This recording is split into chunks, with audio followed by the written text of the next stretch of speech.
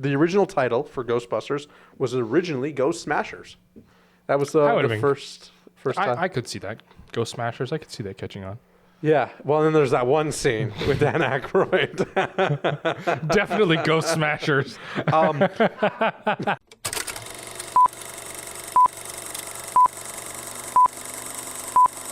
And now time for The Viewing Room with Adam and Ethan.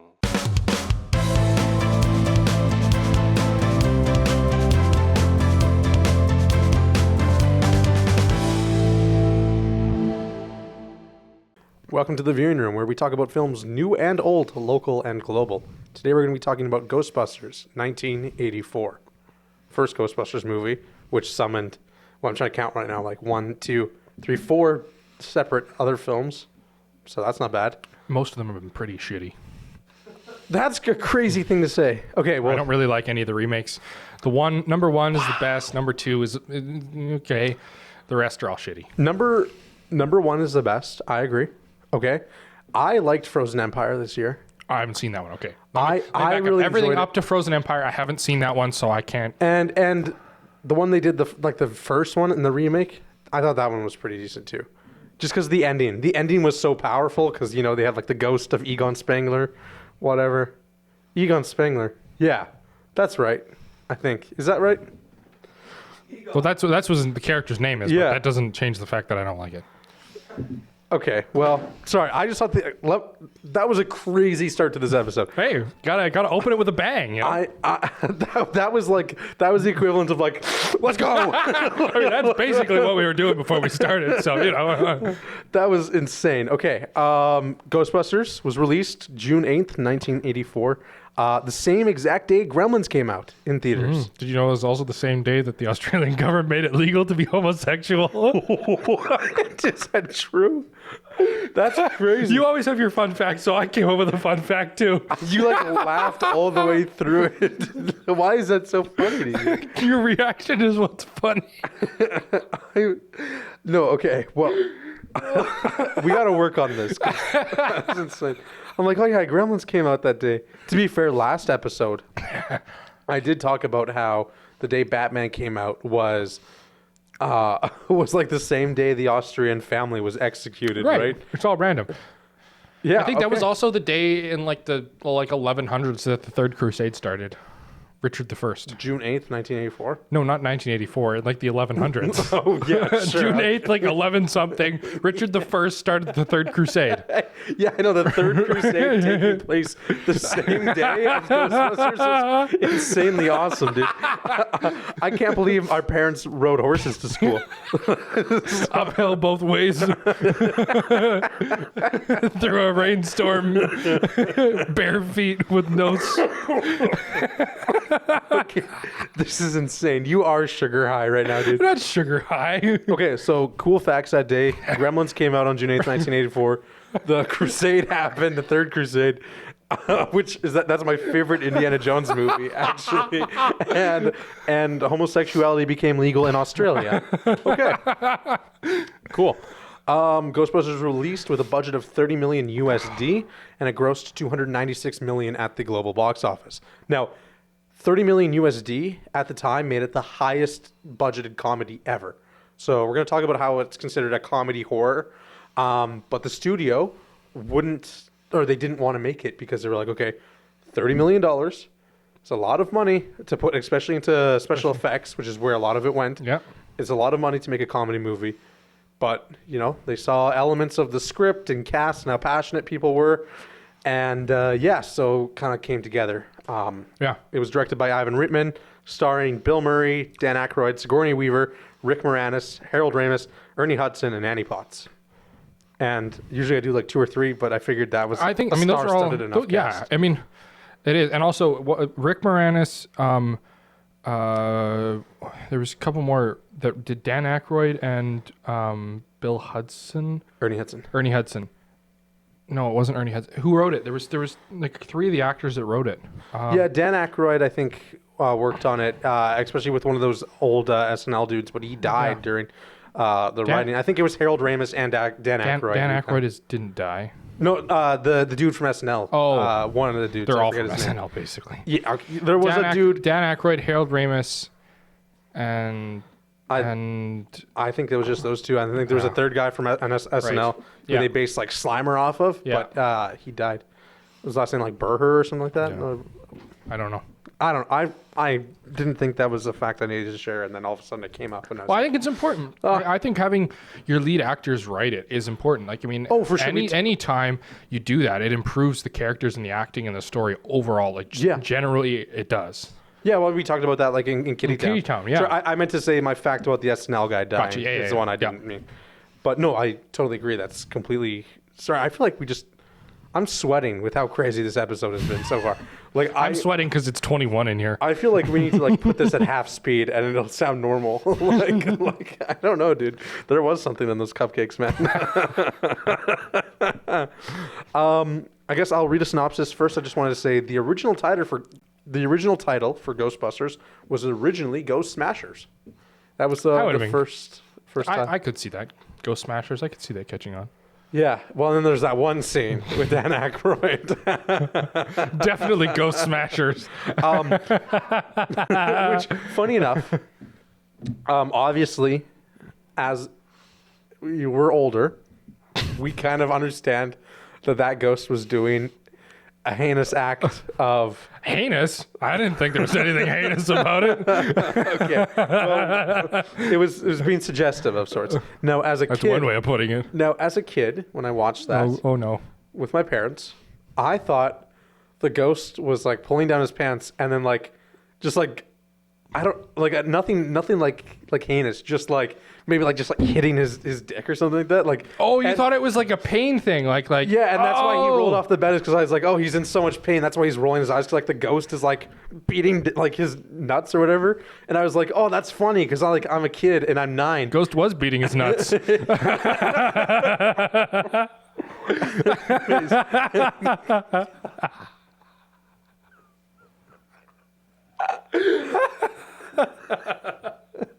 Anyways, as a 9-year-old, I didn't think that was inappropriate. I was like, oh man, poor Dan Aykroyd. And then now we're sitting in the theater as adults, and I'm like, get it, bro? Like Right? And if we make this into a short, we lose all of our fan base. Okay. Wow. I have tears in my eyes, dude. I'm not gonna lie. Let's set up a synopsis. And man, this is gonna be a crazy episode. I can already tell. Yeah. Yeah. I don't know why. For like the first 10 episodes, I did a very good job of this. I would load up the synopsis on my phone, and then for some reason I stopped doing that, and now you don't cut it out of any of the episodes, but I just awkwardly look for the synopsis on my phone. Remember, if I keep not cutting it out, you'll eventually just have it ready to go. That one's on you, buddy. Touche. Wow, I don't even know if I want to do this anymore, man. I can find another co-star. There's no chemistry here at all, so maybe find someone new that I actually like. Yeah, like that ghost. Yeah, hey. That was really hurtful. Okay, Ghostbusters 1984 film synopsis. After the members of a team of scientists... Wait, what? I said that right? Okay, that's weird. It repeats itself. After the members of a team of scientists...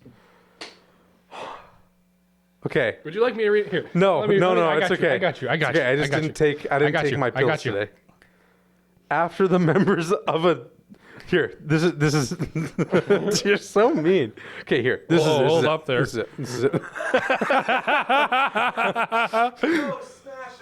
Okay. This is what we're gonna do. After a team of scientists lose their cushy positions at a university in New York City, they decide to become Ghostbusters to wage a high-tech battle with the supernatural for money.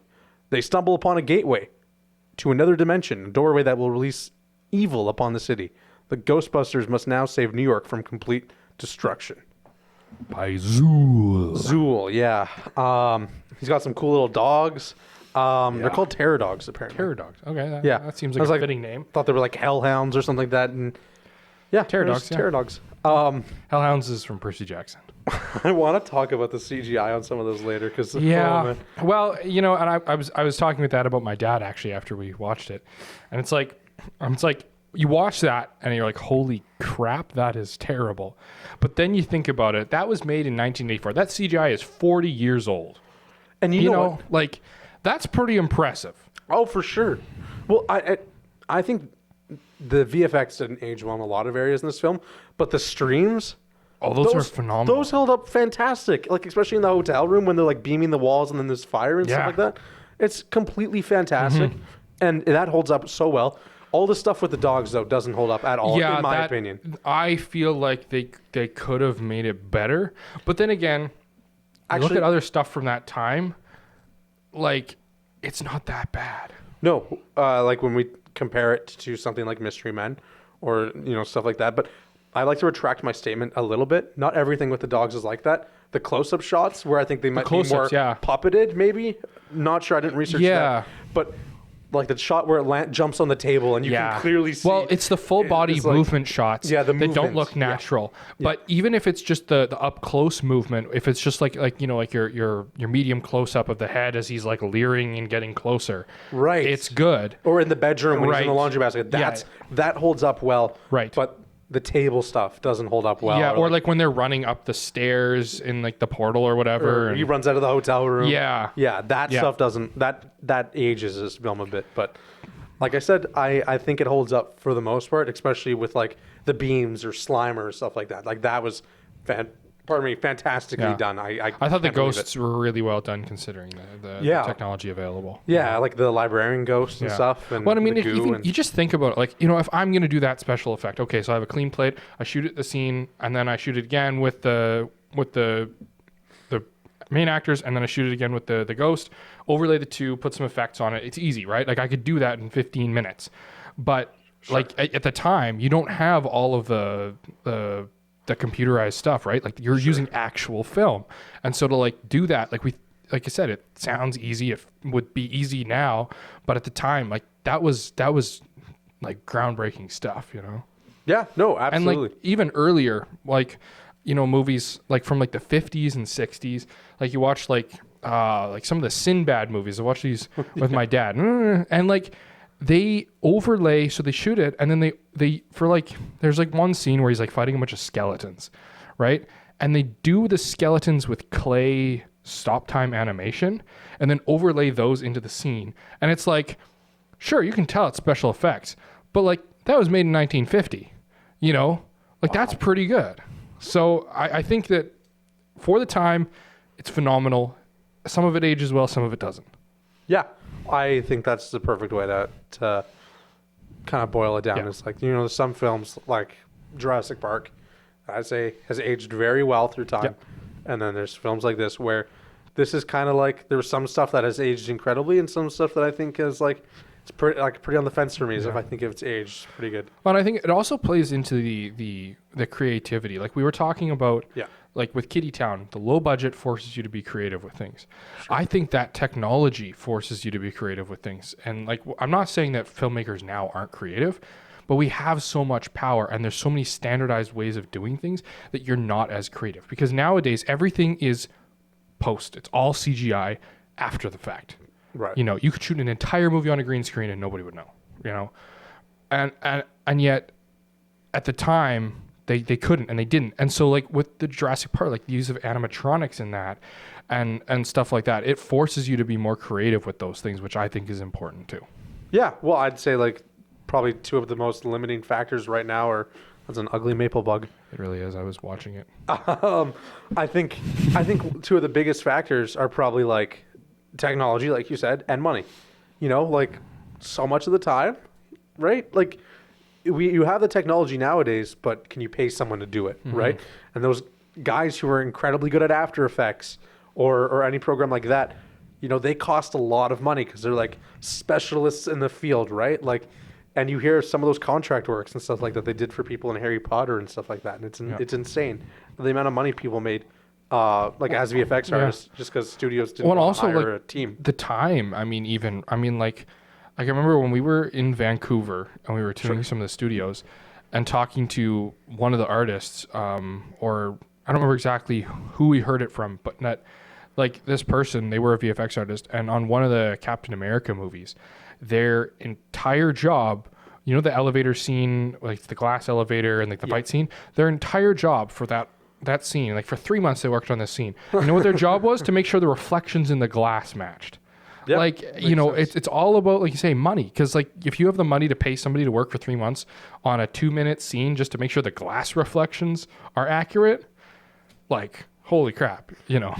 No, that's 100% like true. And I think that's one of the things where like we're getting to a point where the technology is very good.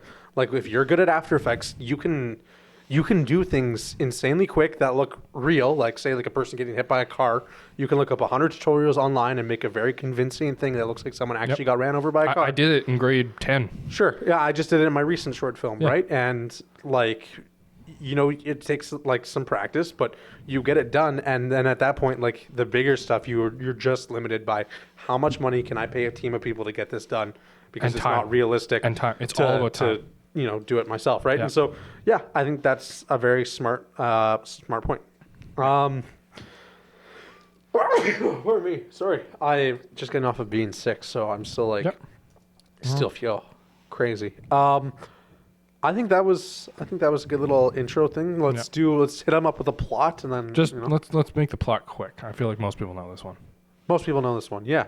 No, that's true. So all of our Ghostbusters are chilling, you know, working at the university, got this great grant. And actually, it will be interesting here to shoe in Ernie Hudson, but I want to talk about that a bit too at some point. That's an important point. Anyways, the Ghostbusters chilling at this grant, this university, and they hear about this this lady at the library who was kind of the librarian, who was kind of traumatized by something they saw. So they go over to check things out, and there's a ghost in the library, and their job is kind of like, you know, paranormal scientists and stuff, and they're trying to prove the supernatural. Sorry, he's killing a maple bug in front of me, and I'm trying to look at the camera while I'm watching this poor creature get decimated in front of me. It was annoying me. But the Ghostbusters, they head to the library. They see a lady, ghost, kind of like roaming the halls, and I think that's a really cool moment in film, like that whole sequence. And there's two things: just the work of the like cinematics going through it, and like going through the shots of the library and the scary old like New York library, and like all the doors being like Yeah, like and the books going across. It's so iconic. Yeah, the books going through. Everything being covered in slime and stuff like that, and you know, like the line, like, you know, oh, like someone sneezes and you want to put it in a cup or whatever. And I think that's fantastic, and it's great. The ghost scares them out and they run out and whatever, and that's kind of like the start of the movie. But as a kid, I was terrified of that scene. And it's something that I want to talk about because obviously this is known as a comedy horror. We talked about at the start of how it's an expensive comedy. And I don't know. I thought it was hilarious in the theater when we went to the rock scene now. But I remember watching this movie as a kid and being like, oh man, that is a horror film. Like, I'm scared of that. Yeah, producer Gary's agreeing with you. And I didn't think it was all that scary. Like now when I watched it, right? I thought it was way more comedy, right? It was hilarious, whatever. But when I was a kid, I remember being terrified. I don't remember what age I first watched it. Maybe 8, 9. But I don't really remember being scared of it, you know. Yeah, like, but you were probably a stronger-willed kid than I was.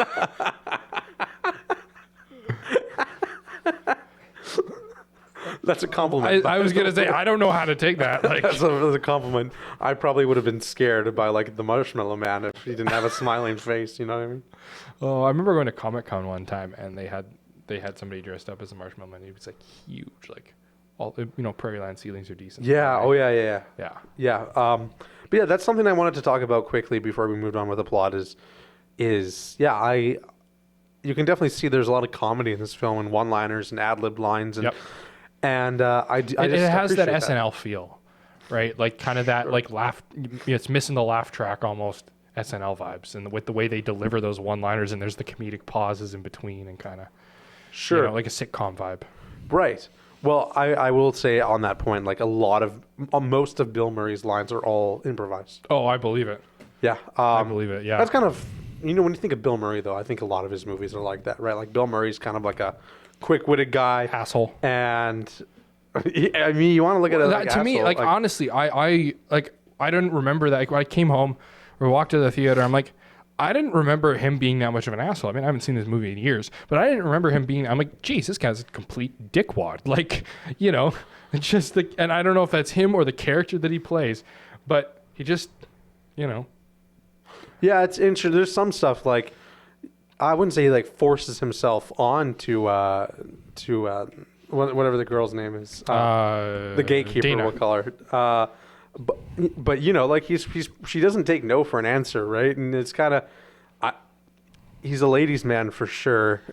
He tries to be. He tries to be a ladies' man, right? Because I don't look at Bill Murray and I'm like, he's super attractive. No. But I think like Bill Murray's characters always look at like themselves like he's very attractive. You know But what at the same time, I will say though, when she was possessed, he didn't. Like, she was trying to get him. True, then, that's a and lot he of didn't. restraint. So it He does could've- show that he isn't like just a complete scumbag, but I still think he's a dickwad. Right.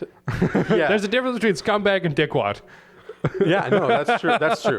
Right? Like, and I don't think he's a total ass, but I do think that there's elements of his character that maybe do make him, I don't like it's almost like, the way I kind of look at it is he's there with the Ghostbusters, like in the library, but he's kind of just standing there like he doesn't really care. Like, he's almost like in it for a paycheck or just wants to go home, that's what it is. whatever. I think it's the same thing with the Ghostbusters when they actually form it. He's not like the other guys about like into like the history and the ghosts and the science of it.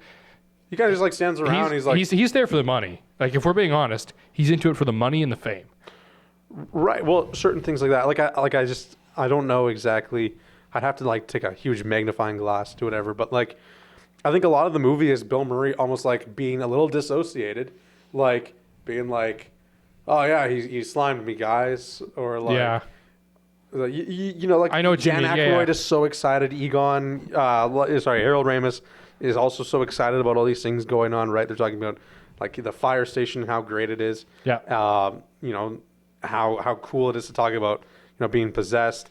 They have the line where Egon's like, you know, I tried to, or Bill Murray's talking about how he tried to put a hole in his head one time, and Egon's like, yeah, well, it would have worked if you hadn't stopped me, right? You know what I mean? Like, Yeah. I think there's a lot of things like that where everyone else is really excited, and Bill Murray's maybe a little bit realistic and pulled back, I think, in a sense. way, And yeah. so it feels like you're watching like 2 or 3 really excited guys who like want to be doing this stuff, and then Bill Murray's character is kind of like, oh, like I'm also here, Yeah. but like you guys are kind of idiots, right? But I don't think it's necessarily a bad thing, because it does Yeah. give that character where it's like, Yeah.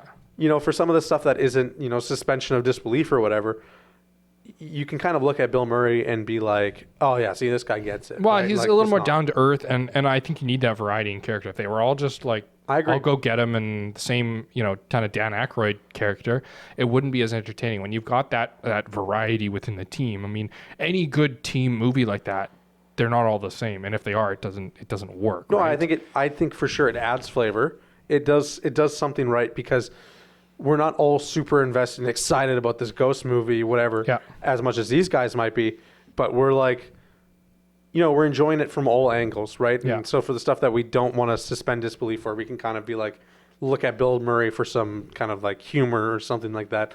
And yeah, I think that's a good way of kind of, you know, talking about it, Yeah. right? And we should probably get back to the plot, but I just wanted to talk about that stuff, Yeah. because it does make sense to me, right? Yeah. But anyways, they go and take out a business loan, the Ghostbusters, because, well, they want to start their actual Ghostbusters thing, Yeah. because the university has axed their grant. They're not of value anymore, because they've caused a lot of problems for people. And they go and they start Ghostbusters, and busting ghosts, essentially, is what they want to call it, because they Bustin' think makes that me there's feel an good. influx of paranormal activity, and that they essentially want to, you know, be a conduit of things of sorts, right? And fix it up. So they get their first call. They go to a hotel, and they have these cool like proton packs they have a lot of interesting stuff there where, all of a sudden after they move into this like fire station, right, and the iconic fire station, all of a sudden they kind of get set up like real quick. Hey, Yeah. like there's like a pretty big time skip. It's that business loan. Yeah, I guess they kind of have It's to. all gone in like a day or two. I mean, like, right? They take out the loan, they buy the property, and then by like the second gig, they're like, yeah, we're out of money. It shows, Right? Like it's it shows what you could buy with $100,000 back in the day. yeah, right. And I bet you they used Amazon Prime. Yeah. Gary doesn't. We built this place with Amazon, and he doesn't use Amazon Prime. We've had that discussion. Here's the thing: Egon had the foresight to know Amazon Prime was coming. Right. Yeah. No, but I like a lot of that stuff kind of just like appears, and then they go to the hotel to have their first kind of ghost busting endeavor, as one would say. And from there we meet Slimer, the first ghost they really capture. He's the iconic one. Yeah, he's pretty iconic. He holds a very special place in anybody's heart who watches this movie. Yeah, or like when he comes back for the second movie and he's a taxi driver or whatever. Yes. And yeah, that's pretty awesome. Slimer wasn't credited as Slimer in the whatever. It was, I think it was called Onion Head. He was based off that one dude who passed away from SNL. Okay. Onion Head was like his original name. And then people called him Slimer when they saw the movie because they were like, whatever, popular opinion.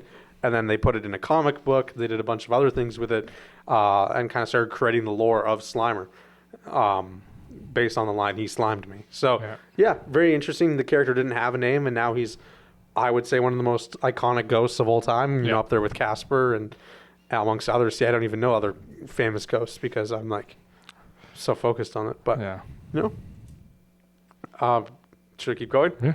Yeah, you're still with me? I'm still with you. Okay. So we go through the plot, and I'm trying to just figure out where I left on. This is what Gary calls swimming. You know, normally he would reset at this point. Yeah, he would reset at this point and be like, "You're watching The Viewing Room on Dufferin Avenue Media. Thanks for coming out." Yeah. I'm gonna get better at that, but they kind of make a whole disaster of a mess at the hotel. Trying to capture slime. Not just trying. They do end up getting him. They do end up getting him after destroying the ballroom and setting things on fire. Yes. Which, again, there's another moment there where I think it's almost a little awkward, but all of a sudden Bill Murray just tries the table trick by taking off the tablecloth. And I think it's played for laughs, but it wasn't super funny, right? And it was it just felt so out of place. Yes and no, because I think it's showing their development. This is their first gig. Mm-hmm. They're it's showing they're not very smooth, right? It's the ladies. It's obvious that the ballroom needs to be used right away. It needs to be in pristine condition, and they're just we're focused on this ghost totally and completely. It doesn't matter anything else.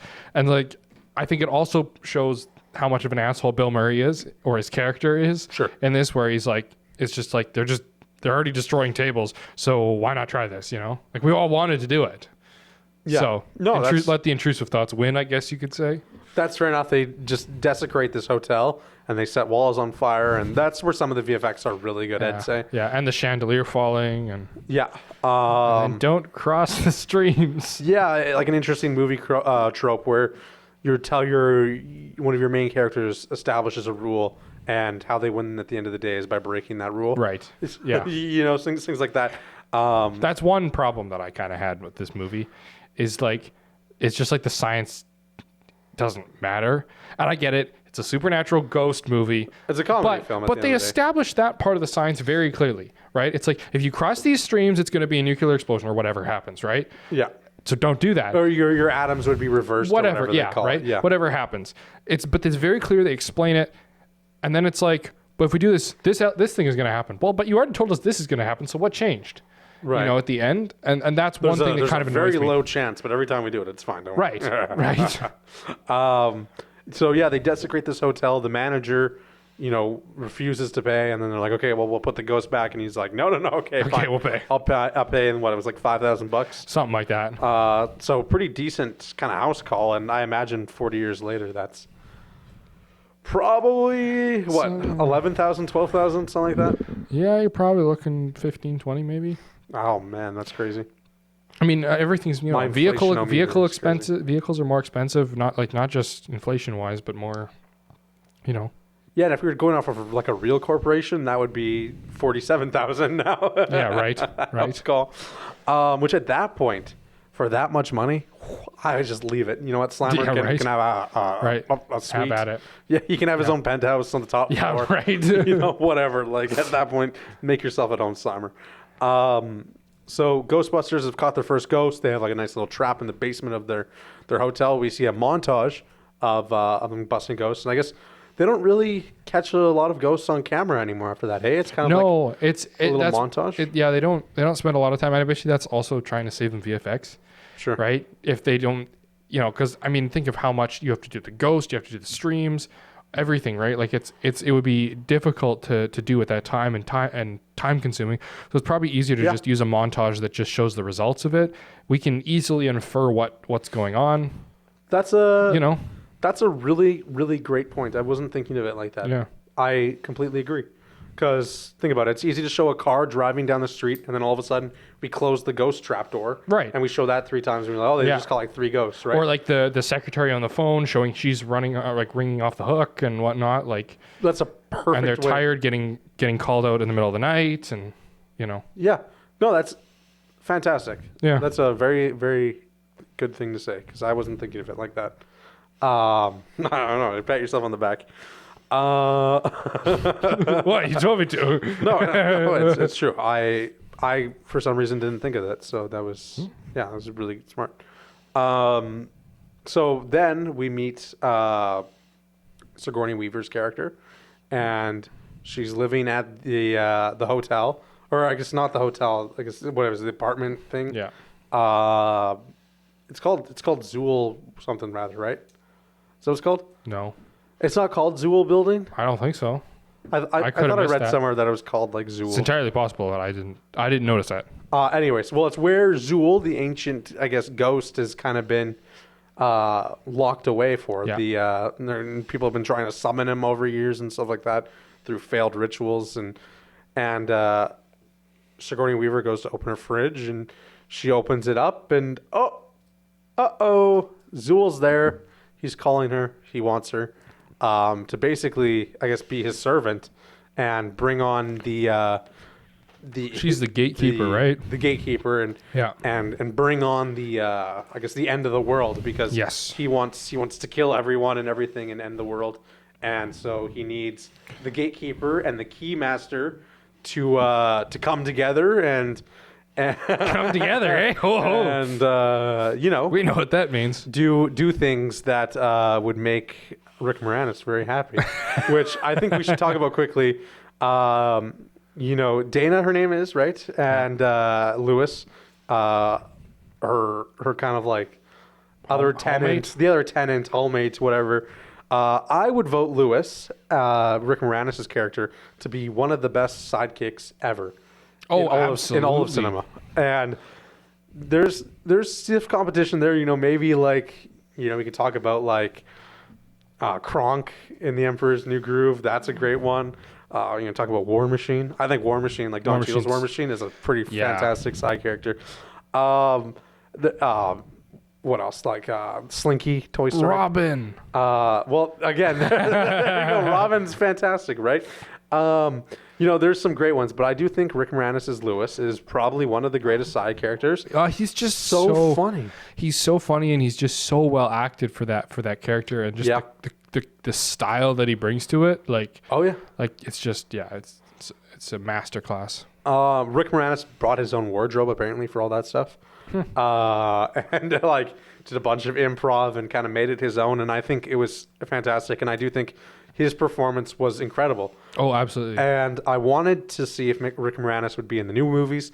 He wasn't, unfortunately. He kind of stopped acting. He took a break from acting, but he came back, and now he's announced that he's back out of retirement for acting. And so I was really hoping, I think a year before Ghostbusters came out, he announced that. So I was really hoping he'd be in the new one, because I thought that would been hilarious, right? He wasn't. I think the new SNL movie coming out next month, probably he might be in. That's cool. I think from what I was reading. Yeah. I don't know for sure, but Yeah. that is something. Yeah, well, because his wife passed away like in like the 90s or something. Yeah. And so like I think he stepped away because like, you know, single dad, he had a couple kids or whatnot. So Sure, he's like, yeah. got to take care of the kids. And, you know, my wife just died. And so obviously, you know, give him that space. And so, but it's good to hear that he's Completely back. respectable. Yeah. And you know what? Like, I hope the man's doing well. And I do think that Lewis is one of the funniest characters in this film.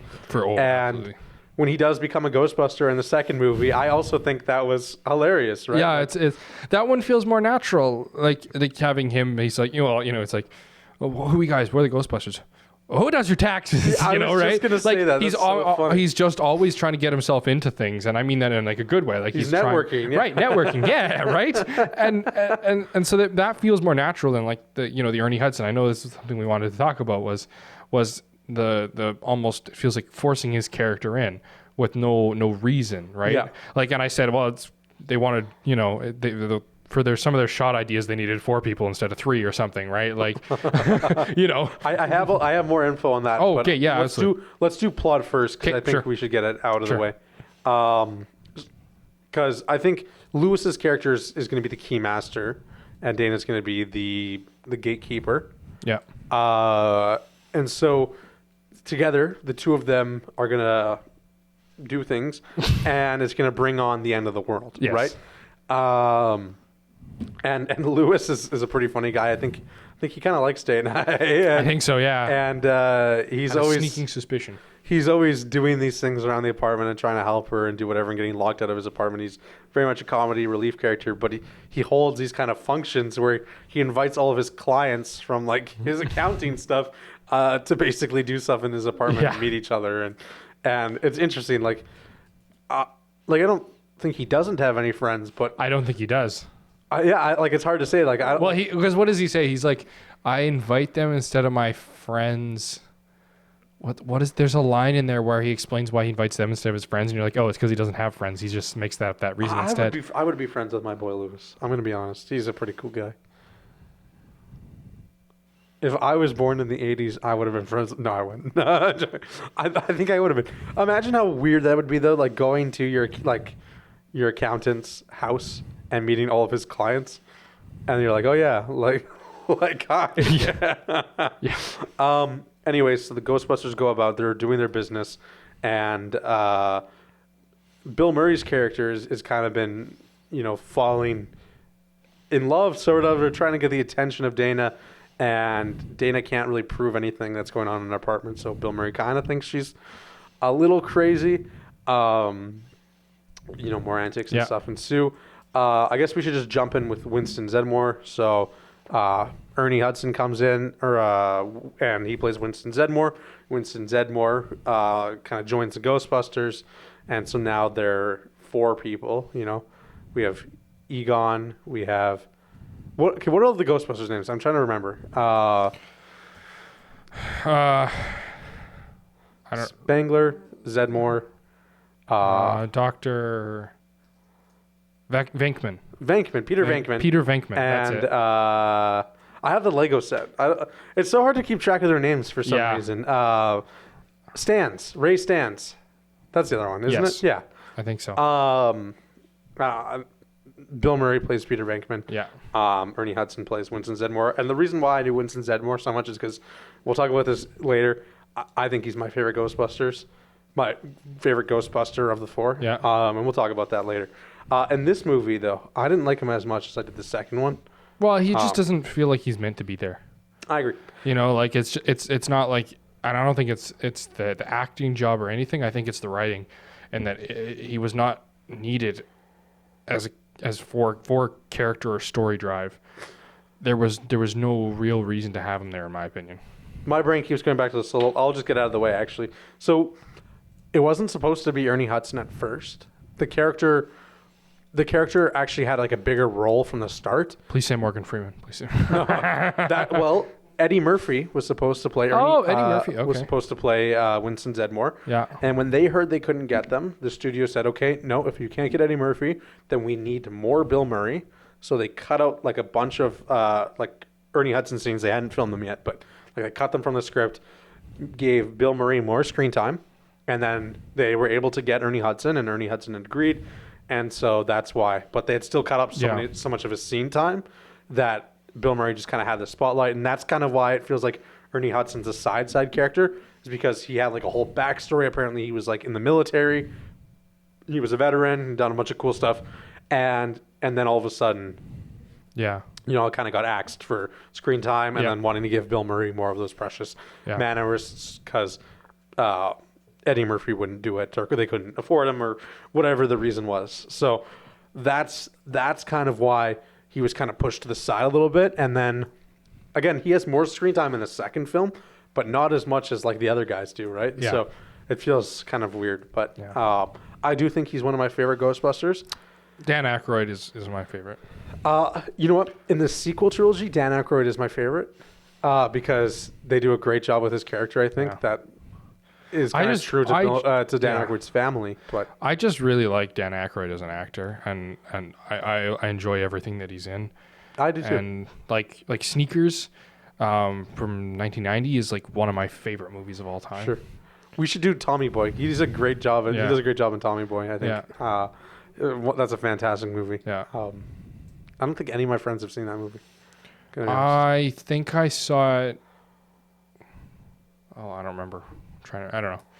It's crazy. There's a lot of movies in this world, and it's hard to remember what you haven't seen. Yeah, no, exactly. But yeah, that's kind of shedding some light on Ernie Hudson's character. Yeah. I think he plays it better in the second movie where he's like going to birthday parties. And probably had more to work with doing in the end, stuff. you know, right? Like like you say, if there was this whole backstory and it got cut, then that doesn't give you a lot to work with as an actor. I think Ernie Hudson's character, Winston Zeddemore, in this film feels more like Peter Venkman's character in the ways he shouldn't be. You know, Peter Venkman at no point in the film says that he wants to be like he's in it for the paycheck or whatever, but his body language kind of says that he's just kind of more nonchalant. He's playing the cool guy, kind of like whatever the main portrayed male antagonist, like, you know, like the Han Solos, you know, like whatever. Right? He's playing it cool. He's doing chill, whatever. And Ernie Hudson's character is like, you know, as long as there's a steady paycheck, I'm in, right? Yeah. When they get arrested, he's like, I've been working with these guys for like 2 weeks now, right? I want my own lawyer, right? Which I don't know, like it's a weird thing to say, but of course, but at the same time, he wasn't even there, and he got arrested. That's what I think. To me, that's more realistic. I would argue like if because he probably was just looking for a job, right? And so, okay, here's this thing I can do. Yeah, it pays well, great. It's a paycheck, you know. Like, and it's when you're not involved in it from the start, like the three main guys are. Sure. You don't have skin in the game, and so it is just a paycheck most of the time. It can be more than that, but to me, that's more realistic. That's just what he's looking that's a for. great way of putting it. You know, I think for me though, it seemed like Bill Murray's was kind of more in it for a paycheck than Ernie Hudson's character, even though Ernie Hudson directly says it out loud. Yeah. Like if I'm hiring someone and they're like, listen, man, this is just a paycheck to me, then like, okay, sure. Like, it's not saying like I wouldn't hire them, right? Because that's how the world works at the end of the day, right? Yeah. But, you know, to have someone who's more into it and interested because, you know, they're going to do all the groundwork to make it happen, like someone like, and anytime, you know, Egon or Ray. Anytime somebody wants to be somewhere doing something, it just ends up better. Right, exactly. So yeah, I just felt like, for the most part, Winston Zeddemore or Ernie Hudson seemed to have a way better attitude because he's hanging out with Ray all the time, and Ray's super passionate, and they're talking about stuff in the car and doing whatever, and they're having good bro moments. And Bill Murray's kind of more like doing his own thing, trying to be like main character or whatever. Like, I'm just here, guys, right? Yeah, no, I see that. Anyways, wow. We can kind of skip ahead a bit, I guess. So, anyways, Bill Murray's kind of starting to have a relationship with Sigourney Weaver. And Dana gets possessed. She gets possessed by Zool's hellhounds, or I guess terror dog thing. And she's become the gatekeeper. She's infatuated with this idea that it's her destiny to bring on the end of the world. The camera's not even on you, so you're wasting time, just so you know. Damn it. You might look at the camera too. I dropped my pen. I'm gonna play with your pen. This pen has had enough playing with you. Holy crap, you've destroyed this thing. Yeah, dude. I like it. I can see that. So Lewis, the Dana's neighbor, also gets possessed, and he's the key master. Isn't Dana's character possessed by Zool?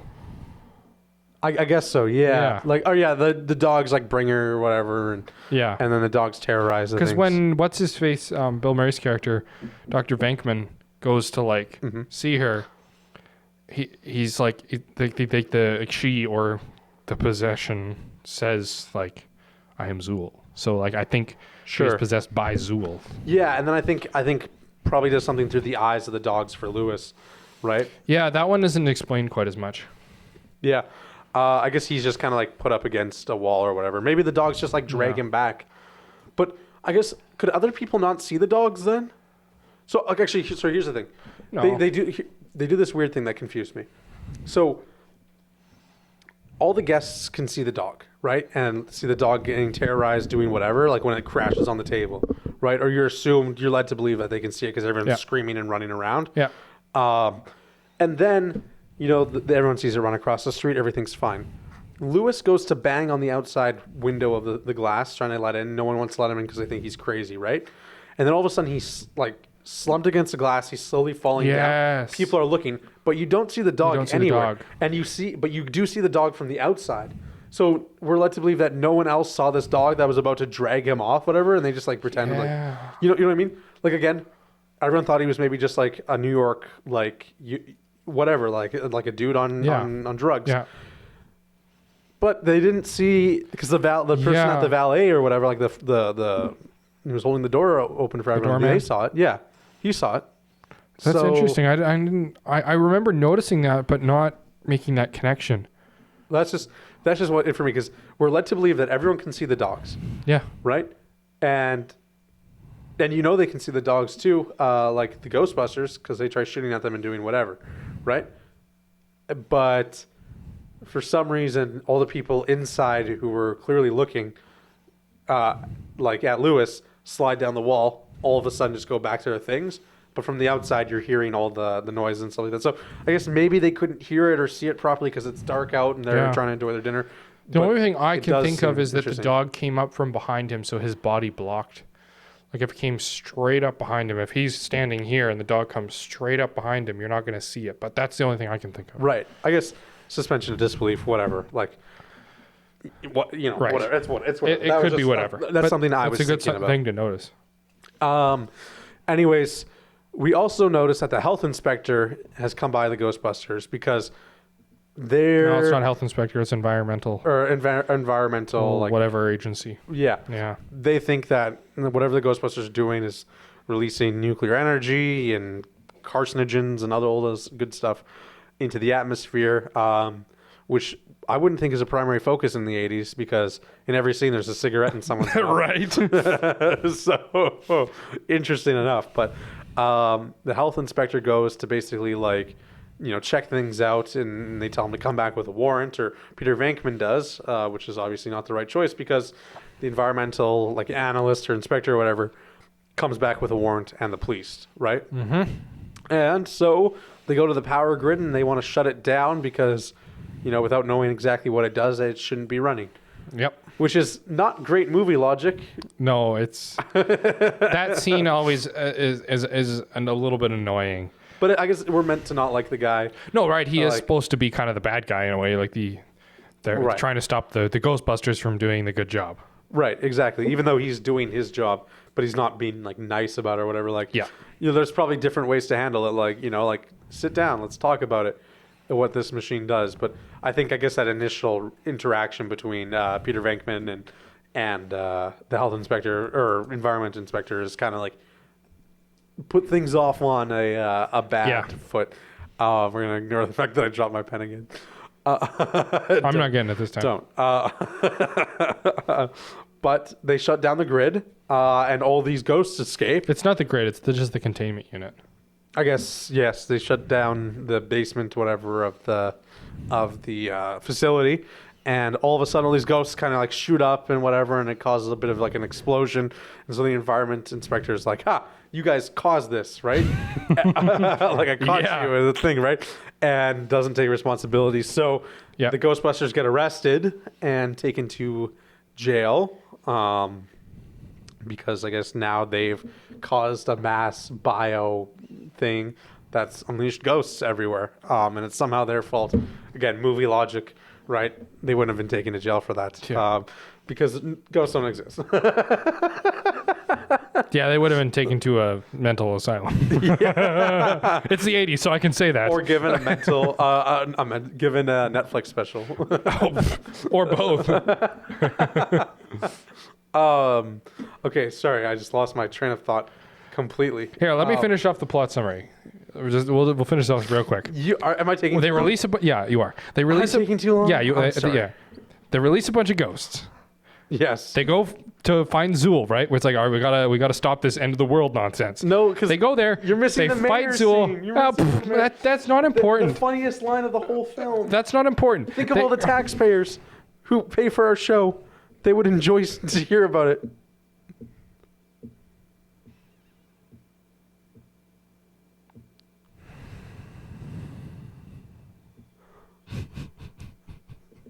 All right.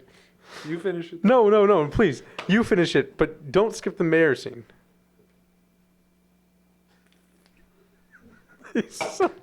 Don't skip the mayor scene. Don't skip the mayor scene. I'm not skipping the mayor Don't skip scene. the mayor scene. All right, we talked about the mayor scene. You talked about it. Good, done. They go find Zool. They cross the streams. End of the world. You are so bad at this. That makes me so angry. Oh, No, you're too thorough. I'm a little too thorough. Okay, I'll speed on the end, between but I'll you do and better. me. Okay. We'll put it like like the rabbit mode on the lawnmower. You have like turtle, rabbit, and then I don't know like what's the third. I'm definitely rabbit. There's usually only 2 modes. Oh, okay. I'm rabbit. You're turtle. Find the middle. Okay. Anyways, so we go through. They talk to the mayor. The mayor's like, "Okay, fine. We'll whoa. The mayor's like, okay, we'll free you Not guys now. if you promise. The mayor's like, we'll promise to free you guys if you can get all the ghosts, but otherwise you're going to prison if you're not able to free the ghosts, which is like, I don't know, that doesn't sound like a fair trial to me.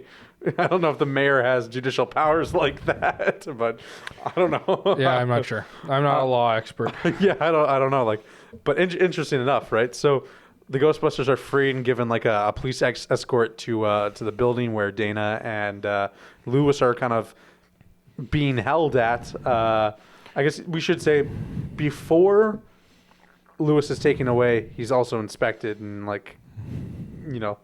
Yeah, Egon does kind of an examination on him. Yeah, and so they're not really sure what's happening, and then he gets free. But they've mated the Keymaster and Gatekeeper, and so now Zool is coming and is unleashing this wave of terror on New York City. So Ghostbusters go in to kill Zool essentially and stop the end of the world, and they have a test, essentially, like if they want to be able to kill Zool, they need to be able to survive his test, essentially, and that's like they have to bring on the end of the world themselves. And so they're like, okay, clear your minds, don't think about anything, we're not going to be thinking about nothing, because then the end of the world is going to happen and we're perfectly fine. And Ray thinks of something, and he thinks of the Stay Puft Marshmallow Man, and so the Stay Puft Marshmallow Man starts terrorizing New York City and attacking everyone, and they kill it in a flaming blaze of glory, which is traumatizing to me as a kid, like seeing the marshmallow on fire and screaming and everyone's being covered in goo. And funny enough, I've been thinking about this. All the melted marshmallow would be super hot, right? And like first degree burns, all that stuff, right? I don't think so. They just nuclear energy melting marshmallow, massive thing. Goop. Have you ever stuck your hand in a s'more? Yeah. That's why I think that it wouldn't be that bad. I think it would be pretty freaking hot, man. Have you stuck your hand in a nuclear energy s'more? I have. Microwave. No, I went to the exclusion zone around Chernobyl and made s'mores. That was not funny at all. Well, then how come you're laughing? Because it was pretty funny. Right. I'm just not allowed to say it's funny per my contract. But no, they kill the Stay Puft Marshmallow Man, and people are covered in not so hot melting goo. I'm pretty sure they used soap for all that. As I was watching it, because it didn't have quite the right texture for marshmallow goop, and I think it was soap. Huh. That is interesting. I'm just guessing. We could look it up, but yeah, I wouldn't be surprised. Like it was like scent free or something mixed with like baking soda or some random thing like that, right? Yeah. But they've kind of stopped the end of the world now. Zool is kind of like, they've destroyed Zool's champion, so I guess it's not time for the end of the world to be nigh. And this is one of the biggest problems I have with all these movies. Yeah. Where it's the end of the world or the world. It's always in New York. Why is it always New York? Like let's think about this logically for a second. If you want to destroy the world, and it's like and there's always like once it's past a certain point, you can't stop it, right? So why not start it at the North Pole? You got Santa Claus to start your reaction. Have you seen The Thing? What? The Thing. It started like in the desert, technically, because winter. Okay, keep going. John Carpenter's The Thing. You start it where there's nobody, like the North Pole or the South Pole or the middle of the ocean or something, where nobody's going to notice it until it's past that point of no return. Sure. Like if they're actually serious about destroying the world. Like Russia's invasion of Canada that's taking place. Huh? No, I'm joking. What? I'm just thinking like Russia could easily come in at like at the northern border and like just have submarines and we wouldn't even notice. They probably already are there. That's what I mean. That's what Right? I'm saying. I get it. That makes sense. It's good movie logic, I guess. I don't know. Here's the thing. If you have the budget, again, you want the big spectacle. You want the big screen. Like I just don't think But like you're giving the real aliens Springfield, Ohio is the greatest. You know what I mean? And there is times where it works. Like they have the Haddonfield, Illinois, whatever. You're giving the real aliens ideas though. If all these movies you put it in New York, when the real aliens come and try and destroy us, they're going to do it over New York. Perfect, because I'll be living in the Bahamas, sipping on my margarita, watching New York get like lobotomized with a beam of lightning, and I'll be chilling and be like, the aliens don't even know about Springfield, Ohio, right? Like I'm perfectly fine. You know what I mean? The aliens are eating cats in Ohio. Oh, that would be hilarious. Okay, so Springfield, Ohio is also a no. But I'm just saying, like, Saskatoon is good enough, man. I think a little bunker. I think we're fine. Man, that's insane. Wow. Okay, so the Ghostbusters have stopped the end of the world. We're perfectly fine. They free Dana and Lewis. Lewis asks them who does their taxes. The funniest moment in the whole film, actually. Yep. Actually, because it's getting close to voting season, hey? And it is October, right? And so voting's happening.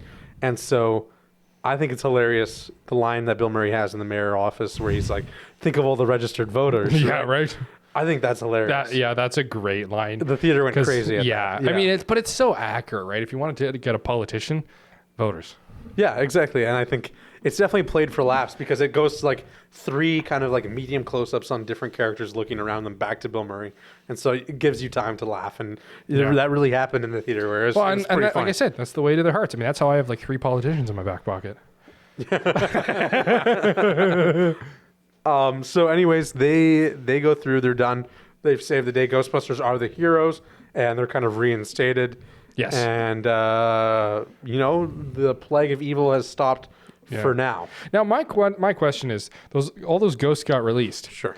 So I'm assuming that they didn't just go away with Zool. But do they get paid to recatch them all? See, I would assume like a lot of it would come down to like city dollars and probably a lawsuit, Probably. Like you sue the environmental agency for like Sure. labor or whatever because like you caused this to go, we had to go catch them all again. Right, I don't know if like a dude from like the water company, like as I was blowing out my lines or some shit. And, Yeah. like in a theoretical world because I don't know the science of it. right? And then like turned off my water after I told him, oh wait, no, don't. I have like highly pressurized gas, and it blew up my lawn. Then I would expect like the water agency to be like, oh yeah, sorry, dude, like here's some money to fix that. Yeah, You know what I right. mean? You know, something like that, right? Yeah. Movie logic or, you know, whatever, right? And so, interesting effect too. Like they have a zombie in the film. You know what I mean? Like the taxi driver zombie thing. Interesting how that guy became like a ghost. Like, I don't know. Like, strange enough, right? Yeah. Like, did he walk there as a zombie and then take the cab, or was he possessed Or and is turned the into cab a zombie? a cab like a ghost? Oh, A ghost cab. It was the ghost of that one cab from that one movie, Oh yes. the Looney exactly Tunes what you mean. movie. You know which one I'm talking about. Which Looney Who Tunes framed movie? Roger Rabbit? Robert Rabbit. You know that one with the cab? No, Is it called Benny? Benny the cab? Is that what it is? I think so. Yeah, the cab that can like do things and like is like alive. From Who Framed Roger Rabbit? I haven't seen it. You haven't seen Who? Oh man, that's insane. That's like a childhood staple. Obviously not for me. Well, I wouldn't think you had much of a childhood.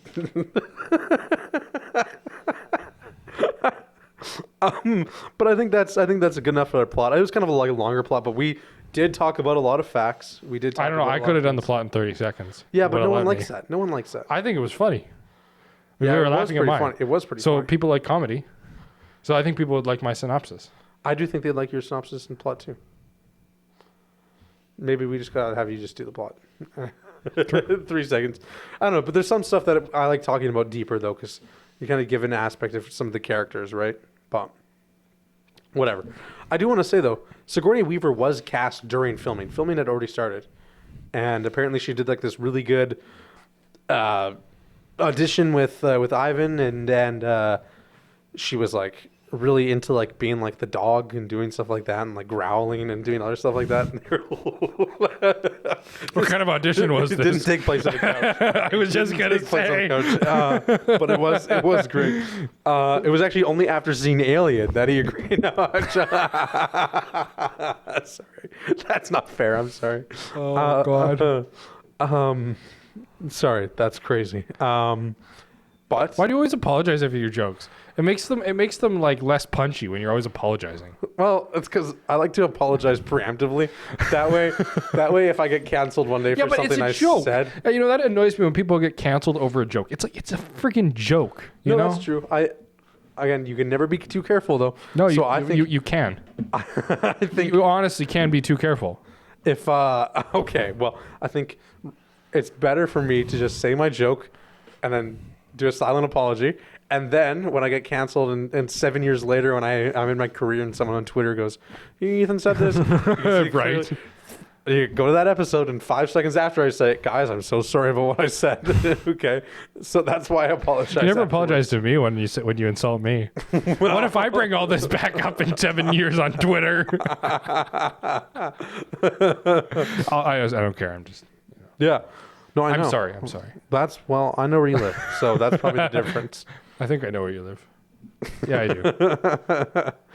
do. Anyways, Sigourney Weaver was cast during filming, which is an interesting fact. I don't know.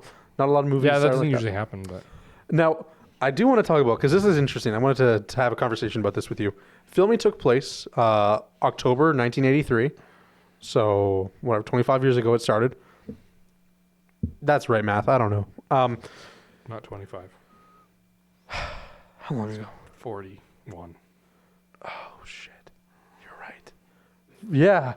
Why did I say 25? Because it's 20. It's 2024. yeah. You're a little bit off in your math there, buddy. I don't know why I was thinking about that, but anyways, that is not the right answer. But you know, whatever. It was close enough by like 12 years. Really? 12 years, eh? Wow. I'm not paid to do math. I'm paid to talk and make dumb jokes. We're getting paid? Anyway, you're not. What? I get paid in free drinks. That's what I get paid in. Actually, I get paid in spending time with my bro, Gary.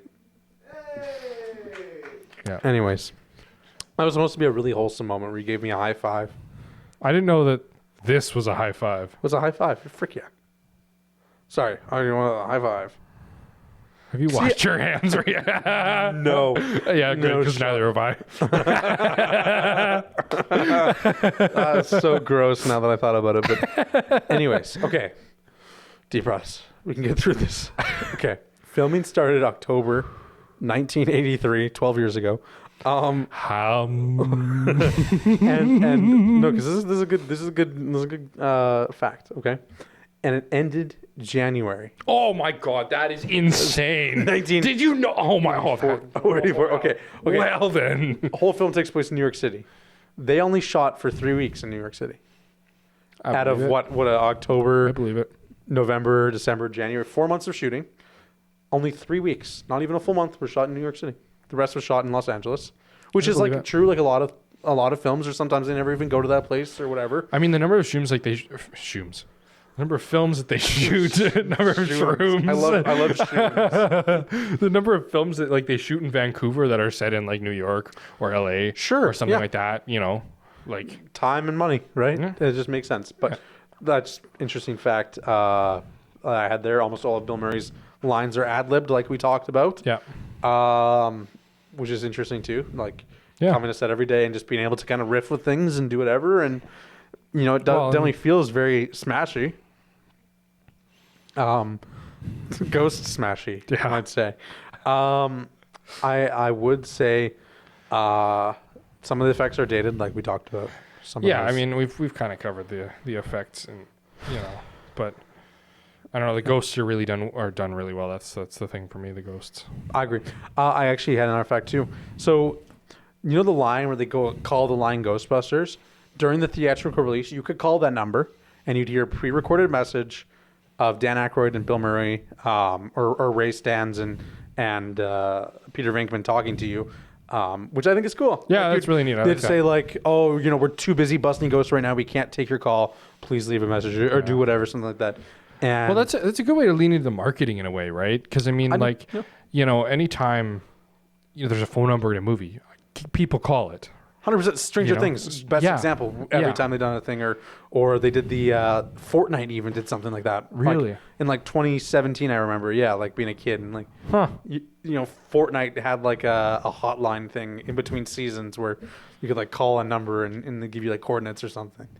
Like, interesting thing. Yeah, but I don't know. It's a good marketing scheme. I agree. I think I enjoy it when they put the extra time and money in, and it's like, I think it's good for everyone. It's like a family thing, It's like not just like a kids or not just adults, right? It's cool to hear your favorite movie characters and call them on the phone. It's like they're like there in a way, right? And so I don't know. I think that's cool. I think that's very cool. We did talk about it a little bit, the kind of like aspect of comedy now compared to horror as a kid, and I do think that really kind of shines a light on the full family aspect and why I think this film was so successful in many ways. And I wanted to hear like more of your thoughts on that. I mean, it's a cult classic, like you say. Everybody enjoys it, and that's another aspect of filmmaking that I think is it shows good creativity and thought. Anytime you have a movie that kids can watch that adults enjoy too, whether it's the Despicable Me and the Minions movies, like we've talked about, or anything like that the adults can enjoy. I think it's an important aspect to. I mean, like especially if it's like a TV show where the kids want to watch it all the time, like Paw Patrol or something, right? Sure. I'm sure there's a lot of parents in the last 10 years that have gotten very tired of Paw Patrol because, like, you watch Paw Patrol as an adult, and it is the most boring thing ever, right? Yeah. But but the kids love it. But you watch Ghostbusters, kids love it, adults love it. Sure. Everybody's happy. Like you said, and there's so like things that when the kids you like, get. let's watch Frozen. Well, I don't want to watch Frozen, but like, let's watch Ghostbusters. I can watch it again, Sure. Well, first of all, don't disrespect Frozen, okay? Olaf is my man. Okay? Olaf, I would watch a standalone movie with Olaf. Thank you. But no, I do think like we talk about the aspect of things that parents notice in a film that kids don't. Absolutely. You know what I mean? Like the Disney movies that have all the dirty references the hidden kids don't gems, get, but, right? Yeah. And so I do think that like something like Ghostbusters, where I thought it was scary, or I didn't think that Dan Aykroyd was getting head from a ghost. You know what I mean? Like things like that went right over my head as a kid, or different for me. Different now, right? And so it gives it good rewatchability. And it gives it a solid fan base, and it establishes a wide audience, right? When you market a film, you don't market it to everyone. It's not no one ever makes an everyone films, because if you tell a studio that it's for everyone, they're not going to give you any money. But if you give a specific audience that kind of like does whatever, like you say like, okay, summer blockbuster family film, right? Yeah. Well, it's also it's a longevity thing as well, right? Like if you watch that as a kid and it's like, oh, that was a good movie, then you show it to your kids. And all of a sudden now it's spanning 2 generations and then 3 generations, and you build that kind of cult classic, sure, right? Like my kids are going to watch Star Wars with me, and they're going to watch Ghostbusters with me. They're not going to be watching Mr. and Mrs. Smith with me. No, I'm never gonna like that. Like that film was like, I thought it was like okay, right? Like, but I like whatever. Like I don't think that's gonna be it for me. That happens all the time where it's like, my dad would be like, oh, this is a great movie, you got to watch it, and we start watching. I'm like, is this? But I felt that way Like, about Austin Powers. But I think for you, like I wouldn't like want to show my kids Mystery Men. That was like almost a forgettable movie for me. But I bet you're gonna show your kids. You're gonna show your kids Mystery Men, right? So it's different for everyone. I think that gives it like a little bit of extra specialty, right? Yeah. Whatever. And now I feel bad because I bet like my dad has like 3 of those films passed down from generations, and now I won't watch them with him because I think they're stupid. I think I better apologize to my dad and realize I just killed his dream, and I almost just dropped another pen. So I'm gonna put it over there because I'm just really bad at it. Imagine if you hit the camera. I'm not that bad of a throw. Yeah. Okay. I'm trying to see. Do I have any other facts? I think I hit all my facts. I hit my facts. Yeah. That is my facts. So what else do we have to talk about? I don't know. What about things you like and dislike? I feel like we've been all over the place this episode and kind of like bing, bing, bing, bing, bing. But I don't think that's too much of a bad thing. I think in terms of what I like, overall, I like the writing. I think it was a very well written movie in terms of the snappy sitcom-esque comedy, writing, the jokes, special effects, obviously phenomenal for the time. Yeah, I mean, overall, there's not a lot that I disliked. Little things here and there, but there was nothing that I disliked. I liked certain things, and the rest is good. Like I don't think it's a groundbreaking film other than maybe some of the special effects stuff, but it's not like it's forgettable.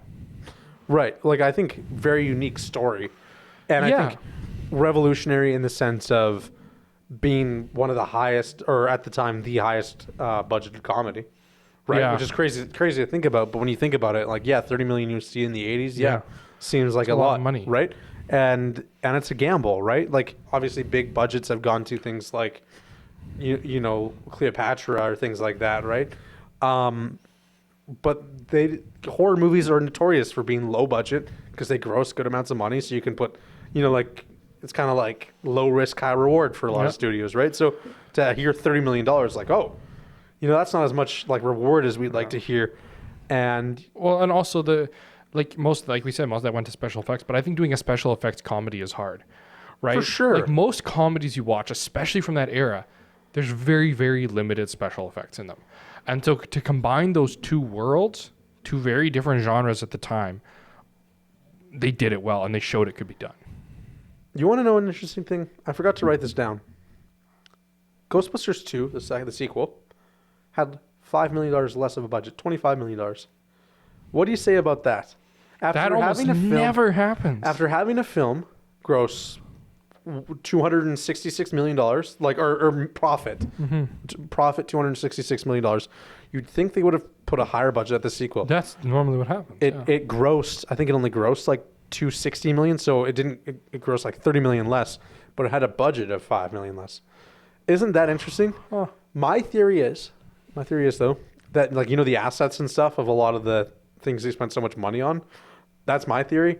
It's like I bet like they could use a bunch of it, like the beams and stuff like that. They had the car made, they had all the proton packs made, they had all this stuff made, and they only used one like Ecto one, like hearse like. We forgot the Ecto 1 license plate. Gary, yeah, we need the license plate. I was thinking I was gonna do this. I have a Ghostbusters Lego set. It's my dad's. I was gonna bring it to set today so I could have like the Ghostbusters Lego set, and I didn't. We forgot to have this on. Dang. On set. Shoot, we should have had that from the Don't worry, we'll do beginning. that for our cover photo. Yeah, right. Yeah, so I don't know. Like, interesting little fact. Yeah. But I think it's because they had everything already made and stuff, Yeah. and they had some of those assets created, and they knew how they were going to do the beams, so they didn't have to pay people as much. But Yeah. interesting, because you would imagine the wages went up, especially they normally do.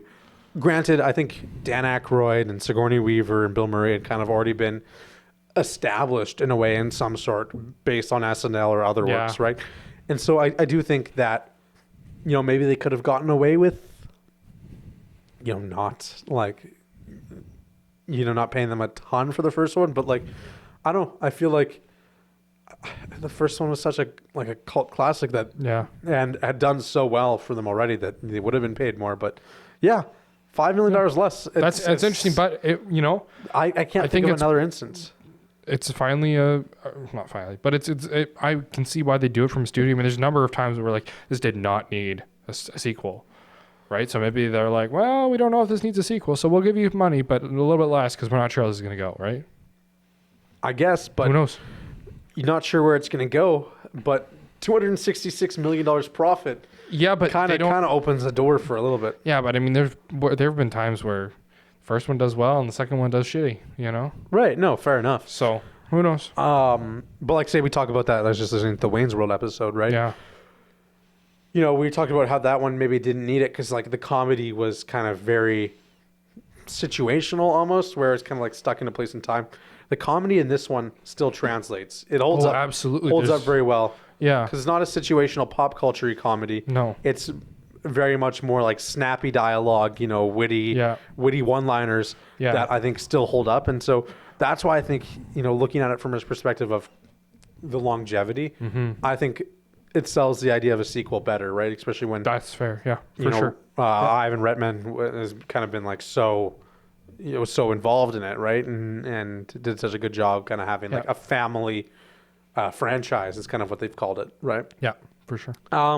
So yeah, I don't think I've ever heard of another example of a film. I can't recall any, but I mean, I'm sure there is, but it is an interesting thing, and Yeah. I think what it comes down to is they probably spent so much on those special effects and stuff like that all of a sudden they had a team of people ready to work on it, and they just didn't need to shell out as much money. It's going to take right? less time too. I mean, once you've done something once, it gets faster every time. Right. So, they're not going to, I bet you on that first one, there was a lot of testing. Okay, how can we do this? Okay, this looks good. All right, we're going to change this a bit. I don't like that. There's a lot of that kind of testing. Whereas with this, they could just skip right to, we're going this way. You've established your location. You've established all your props. You still have them in a prop house. You still have the car, right? So you're not paying as much as all that set dressing stuff. Yeah. And so you kind of be able to spend your budget a little more freely. No, I think most times you hear studios doubling down, right? They double the budget now because they have everything established, so they can focus on more star power, more visual effects, more, longer run time. More time, right? Just to get work on things it. perfect. Right, and you see the things like that, like with Oppenheimer is my favorite example of, when you can work on one scene a day, sometimes over the course of a few days, one scene in 3 days, that's insane because most people don't realize that when you shoot a film, you're doing 3 scenes a day. Right, like Absolutely. a good average. You're shooting 3 scenes a day, so you don't have as much time and luxury to perfect the lighting on that scene, to perfect the acting, perfect the dialogue. Yep. But when you have a big budgeted movie like Oppenheimer or something like that, and you're working with Christopher Nolan, you can shoot a page in one day. Yeah. Rather than 10 pages. You can focus on one page of dialogue in that day and perfecting it. There's right? some directors like Peter Jackson with the Lord of the Rings movies.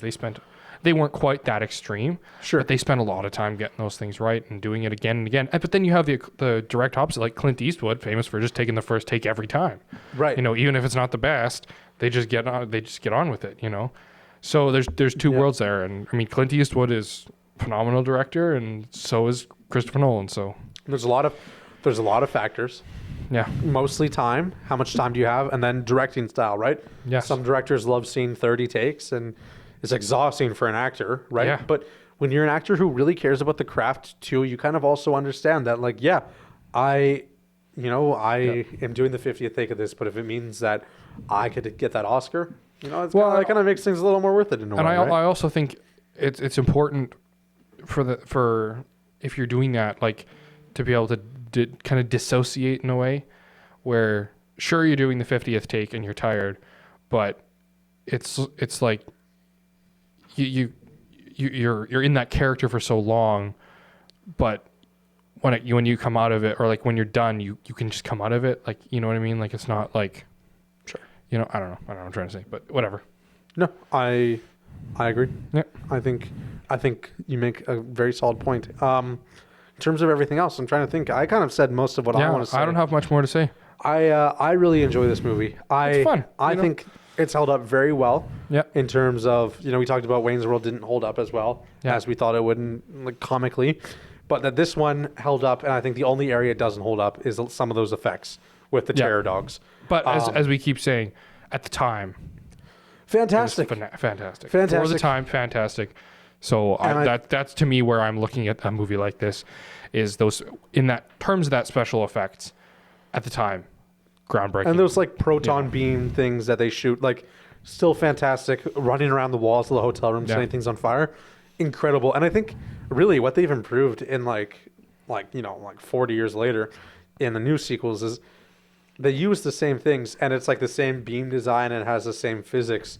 They've really just popped out the color and the lighting more, right? Like, that's it does one more thing that shadows and that's effects, what I was going to say. right? That's like, the one thing that really gives it away, is that it doesn't interact with the world the same way, right? Like that modern VFX does, because the 3D mapping capabilities in modern VFX, that's the big thing. Like at that time, again, like I said, it was all film, all actual physical film, whereas with like modern stuff, it's digital. You throw it into After Effects, you can get it 3D tracking, throw that in Blender, you got a 3D scene. Yeah, absolutely. No, I think the terror dog, where it lands on the table and runs away, you can see that it's just like pasted on top of the table almost, right? Right. Yeah. So, whereas, like, I mean, like I did this. I took like a 5-second video of just the front of my house, like with the driveway, just like, going like this. I took that 3D camera, tracked it in After Effects, put it in Blender, found a free dragon model, and then like had a flapping animation with some smoke and everything, and put it all together, composite it, whatnot, and like, it looks better than those special effects.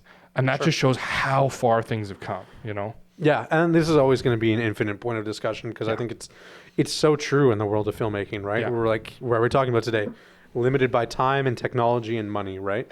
But when you get a bigger studio and you can throw some of that money on it, it makes less problems. And I think this is a movie that sings for me. Like, this really is one of those. It's not sing.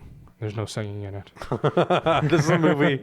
It's not Joker 2. It's singing, but it's pretty good. I don't know. I just think, like, it really had all those elements blend together. We didn't talk about it much, but the set design is incredible. Having like the old fire station and stuff like that, and the iconic Ecto one. Yep. It's incredible, and I don't know. They go a lot of cool places. They have a lot of cool gadgets. I think, like, there's not a lot of explanation on a lot of the gadgets too. Like, the proton packs are the biggest thing, like how they can catch ghosts, but he kind of just has like that EMF reader thing, and I know it's an EMF reader because I played Phasmophobia, but they don't ever call that in the movie. He just kind of has it, and they're like scanning for life, and as it gets closer to ghosts, it makes it better in a way, because it's like that it's like, when you watch a superhero movie and there's Thor, it's like, you don't have to stop and think about how he gets his powers, so to speak. Just he has it, Sure. And it's kind of that superhero-esque element. But and I don't know if people are getting less imaginative. I don't want to say that, but I think a lot of movies nowadays, it's kind of like they'll spend a lot of time explaining. Yeah, it's all spelled out. They'll have 2.5 hour runtime, and they're going to explain every single gadget so that people on Reddit don't get upset that they're doing random shit, and explaining how it works and stuff like that, and giving the movie logic. And then the movie tries so hard not to break that logic that it kind of like takes away from some other aspects because they want to be so continuity focused, and that's not necessarily like a super bad thing. But then you have something like this where it's like, okay, we're just not going to explain it. He just has it. Oh, You're why not does talking he? about it. It's just there. Like, yeah. Well, why does he have it? Like, sir. Well, because he does, right? That's my answer. It's because he's a ghost hunter. He has a degree in whatever ghost psychology or something. Paranormal or whatever, right? Yeah. And that's just the way it is, right? And so they're not going to spend too much time focusing on establishing too much of that world because we're focused on the world of our characters. It's not important to the story. It doesn't add anything to explain all that. So and so some people prefer to have like the super long explanation of everything because they want to know how it works and stuff like that. And there's nothing wrong with that. But I do think that this kind of promotes more of a suspension of disbelief in a way that I think maybe back in the day was a little easier to get away with because it was still a massive spectacle. I think a lot of the times now we go to the theaters with a very critical mindset, right? You know, where I think like the summer block. Yeah, it's hard not to, right? Because you're spending so much money that you want it to be a great experience, and so you're hyper analyzing it almost, right? And I think it's also different for us because we went to film school, right? We know how those things look and work, and so I think a lot of the times, especially 40 years ago, going to see Jaws and doing whatever, you're not looking so much into the technical stuff. Yeah. Because you're like, wow, I'm blown away. I'm seeing this is so cool. This is revolutionary, Star Wars, stuff like that, right? Yeah. And so I think now a lot of the times when the new Marvel movie comes out, right? Like, say, Ant-Man and the Wasp, Quantumania is a good example, right? And you see little flaws in CGI and stuff like that. You're like, okay, that ruined the movie for me. It's impossible to not. And that's a perfect example of there being too much CGI, and we've gone too far. To me, those last two Ant-Man, Quantumania, and Multiverse of Madness were just nothing but CGI vomit. It was too much, too fast, too colorful, just too much. Yeah, sure. And I enjoyed Ant-Man and the Wasp, Quantumania. I actually enjoyed that movie. It was a fun movie, but I just could not get over how much CGI vomit it was. Exactly. A lot of the scenes where they look kind of like cookie cuttered in a way, right? And it's hard to keep that level of quality up for so long. That's why when you do little bits of CGI and you can put a lot of artists working on that to fine tune it, rather than like, all right, here's your deadline. You know, you have 3 months to make this look perfect.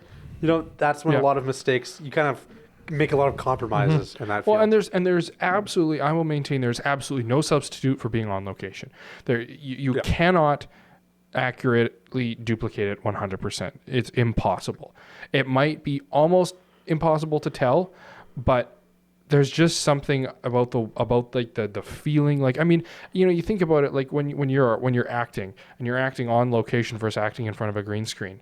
There's one where like you're in that and you feel that character and you feel like you can actually really get into it. And then when you're on the green screen, it's like, I have to imagine all this. And so half of your brain is dealing with imagining and like, you know what I mean? Like, and so when they shoot as much on location as possible, it's great. Yeah, it helps. And I mean, like I said, like not even a quarter of this film was shot on location, but you know, it's not on a green screen, right? It's in the environment. Right. Yeah. No, even if it's on a soundstage, but you're on a house in a soundstage, it's still a house. You still built that set, right? Right. There's a roof above you. There's walls around you. There's couches. There's, you know what I mean? It's not a bunch of green. No, that's a good way of looking at it. And yeah, I think overall, that's why I think, you know, looking at that CGI now, if you saw CGI like that in a movie now after paying like $30 to go to the movie theater, you'd be rioting. You'd be like, boo-hoo, I just watched the new Iron Man movie and I could clearly tell that was fake. But we're watching it now and we don't have any problem with that, right? And so I think maybe that's where some things have changed. And so like we don't look back at Ghostbusters and be like, oh, that was really shameful for its time because think of what Star Wars did. Well, but at the same time, it's like, in a way, they've shot themselves in the foot by getting CGI so realistic because now we want it to be realistic. At the time, we didn't expect it to be realistic, and it contributed to that magical feel of the movie. That's a good point, yeah. Now, it's like it's gotten so realistic that if it's not realistic, we have a problem with it because it's supposed to be realistic. That's a great way of looking at it. Like, it's almost summed up as, like, that was a really good point. It's like, looking at them, it's like, wow, I didn't know they could do that. Yeah. Now we're like, I know you can do better. If I just gave you a little bit more money and time, you probably could have done better, right? So, yeah, okay. I agree with that. I think we're way past our time, but I think that was I think that was a very, very good way of looking at it, Yeah, because good way to end it here. I think that was a really good ending conversation on movie VFX and stuff like that, and Yeah. and how this film maybe didn't age perfectly in some aspects, but did it have to? No, I didn't think it had to either. So, Rating. you want to go first? No, you go first. Okay, I always go first, so you go first. 8.5 out of 10. Really? Yeah, I really enjoy this movie. Is this the day? It's the day. It's the day. Oh shit. Okay, I was going let's to give hear it 7.5. 7.5. Okay, cool. Yeah. Like I said, I really enjoyed. This is Yeah. the day. Oh my god. This is the day. I enjoyed it, but it's not like I'm like itching to go see it again. Like I like the movie and I enjoy watching it, but I'm not like, in love with it. Okay, perfect. If you guys didn't know, we have this thing going where so far, what is this? This will be 13 or something like that. It'll probably be 14 or 15. We've got quite a backlog. Coliseum has had a lot of events recently, so we've been busy. Yeah. Well, anyways, if you didn't know, every film we've done so far, he's had a higher rating than me, and this is the first time I've had a higher rating than him, and so this is exciting. But like I said, I think it's pulled back a little bit by some of those CGI things that didn't work, and I think some of how awkward it feels, Winston Zedmore being there at some points, it does feel very awkward and not fleshed out in some ways, but otherwise performances were great. I think some of the characters were fantastic. I was say Winston Zedmore is my favorite character, but it does feel like he's out of place in a lot of those scenes, and that he does a better job in the second movie because he's part of the squad, right? And I don't know, like I think Annie Potts does a great job as like the receptionist, and what's her name? I forget her name as a receptionist, but I don't remember. She does a great job, and obviously Harold Ramis, fantastic, and I don't know, it was all around the characters are pretty good. I know we had problems with Bill Murray's and stuff like that, but I don't know, I think a lot of it works. Yeah.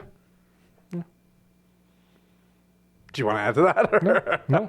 No. Okay. Well, I guess that's it. We should say a thank you to Coliseum Presents. Thank you for such a incredible time at the theater there on Saturday. They packed it. That was line up out the door and basically until the movie started. It was great. Yeah. ColiseumPresents.ca. The next one, I guess for us it'd be Labyrinth at this point, and then by the time this one comes out, though, it's probably going to be The Shining. Might even be after that. I don't remember. ColiseumPresents.ca. Check them out. Follow them on social media. Yeah. Perfect. Thank you guys for watching The Viewing Room. We hope you enjoyed this episode. I think this was It was a good one. a pretty crazy lively to start. episode. Yeah, Yeah. I don't know. I had a great time with you today, so thank you. Yeah. It's good. All right. See ya. Have a great rest of your day.